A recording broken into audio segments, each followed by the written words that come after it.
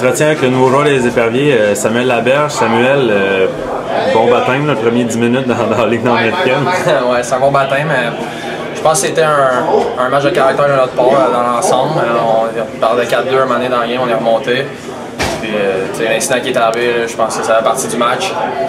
Comme tu as dit, méchant bon baptême comme premier match, mais je suis vraiment content d'être ici. J'ai eu du fun avec les gars, puis j'ai hâte de rejouer. Ouais, si on parle de ta game, on perdait 4-2, mais aussi au début, on perdait 2-0. Sur comme deux chiffres quasiment consécutifs, tu sers deux savantes passes à Olivier Cahouette. Comment est-ce que tu as trouvé ta chimie avec ce joueur-là et le reste de l'équipe? Je pense que c'est sûr que c'est une adaptation pour tout le monde. On arrive ici, premier match de saison. Mais c'est deux passes que j'ai faites, le Cahouette, dans le fond, il m'a pas laissé le choix d'y donner. Il était ouvert tout seul. Il a travaillé fort pour se démarquer, puis j'ai lui donné la rondelle et il l'a mis dedans. Tout son crédit à lui. Là. C'est bon. Puis, dans le fond, c'est ça, tu es le nouveau joueur des Éperviers. Comment est-ce que ça s'est fait un peu? Parce que toi, tu étais quand même dans un très haut calibre l'année dernière, là, la Ligue américaine. C'est quand même rare les joueurs qui descendent directement de la Ligue américaine, de la Ligue nord-américaine. Comment ça s'est passé? Dans le fond, pour des raisons personnelles, j'ai décidé de revenir jouer à la maison. J'ai été en contact avec plusieurs équipes. Puis après avoir pensé à tout ça, je pense que Sorel ont été très professionnels envers moi. Ils pratiquent une fois par semaine. Puis la chimie entre les gars, je suis venu pratiquer cette semaine, puis j'ai vraiment eu du plaisir. Fait que je me suis dit que c'était vraiment ici que je voulais jouer. Là, puis je suis content de porter le rôle. Parfait. Ben, on est content de t'avoir avec nous, puis on va espérer que ça continue d'aller aussi bien que la première game pendant tout le long de la saison. Merci. Je m'entretiens avec la première étoile du match, Maxime Ouimet. Maxime, un match très intense, un match qui commence l'année de la bonne façon. Toi, de ton côté, je pense que tu t'attendais pas à jouer autant. Là. On perd deux défenseurs à la 9e minute du match à cause de la mêlée générale. Toi, comment est-ce que tu as joué ton match, vu que tu as eu énormément de temps de glace? Je pense que je m'attendais pas vraiment à ça, là, de perdre deux défenseurs de même tôt en première période.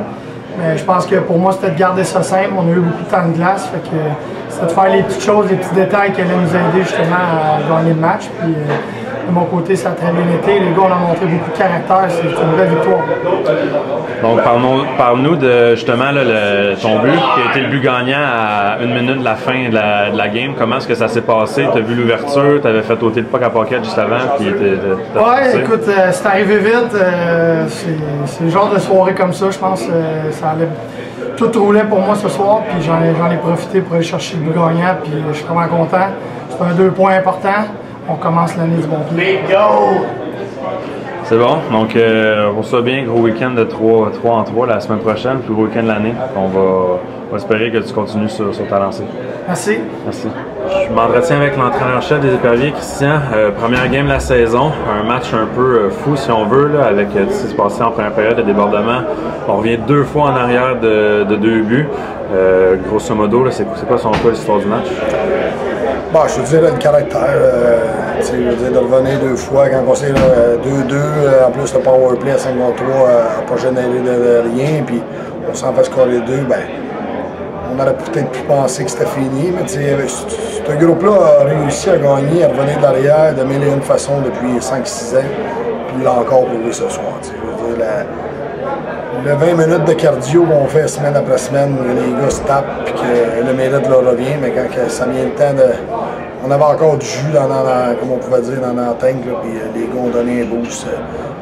Les vétérans, c'est sûr qu'il y avait des jeunes qui ont fait des grosses performances, mais des vétérans comme Maxime Ouimet, David Mossy qui allaient chercher des buts. Quand t'es vétéran, t'es leader, montre la voie, ben les jeunes suivent, puis ça donne qu'est-ce que ça donne ce soir. Alors moi justement, Maxime Ouimet, Mathieu Dumas, on perd 2 défenseurs de nos 6 en partant à 9 minutes du début de la première période. Ils ont joué, je pense, ils doivent avoir joué proche de 35-40 minutes. C'est pas évident. De cette situation-là, c'est la chose qui me fâchait le plus parce que c'est dangereux en début de saison que les blessures. Je veux dire, fin d'année dans les playoffs, c'est une affaire parce que les gars ont joué. En début d'année, d'aller jouer à 30 minutes, ça devient dangereux. Mais quand je reviens vaguement à ça, d'un, c'est pas de quoi qui est accommodé de notre part.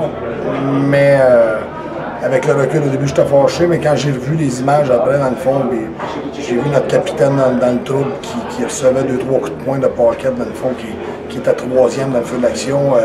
Je peux l'avoir vu sur vidéo, je ne peux pas être fâché de la réaction de l'hacker d'avoir décidé de quitter le match. J'espère juste que oui, on va. Regarde, dans le fond, on va avoir des suspensions, on va les prendre. Par contre, j'espère juste qu'on va prendre en compte l'élément aussi déclencheur de tout ça. je te dis, on va vivre avec nos conséquences là-dessus. Parfait. Après toute cette émotion-là, ça finit quand même qu'on gagne le premier match, 2 points en banque. Donc, ben, comme j'ai dit aux joueurs, tu arrives tout le temps au bout du 35e, 36e match, puis là, il y a tout le temps une histoire, comme je le dis, il y a tout le temps une histoire d'un point manquant ou un point de plus ou une victoire de plus qui te fait passer d'avoir l'avantage de la glace ou autre chose. Puis, même si c'est dans 4 mois, 5 mois, il va falloir se souvenir de ce match-là où on a monté du caractère pour aller chercher cette victoire-là. Puis surtout d'aller la chercher avant la fin, même pas se rendre en prolongation.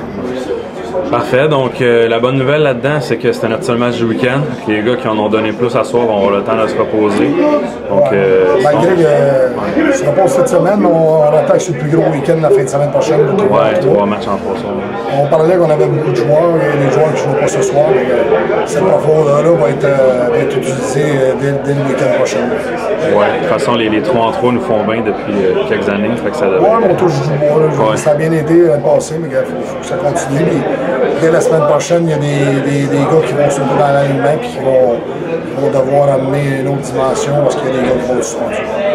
Parfait, merci beaucoup. Puis à la semaine prochaine.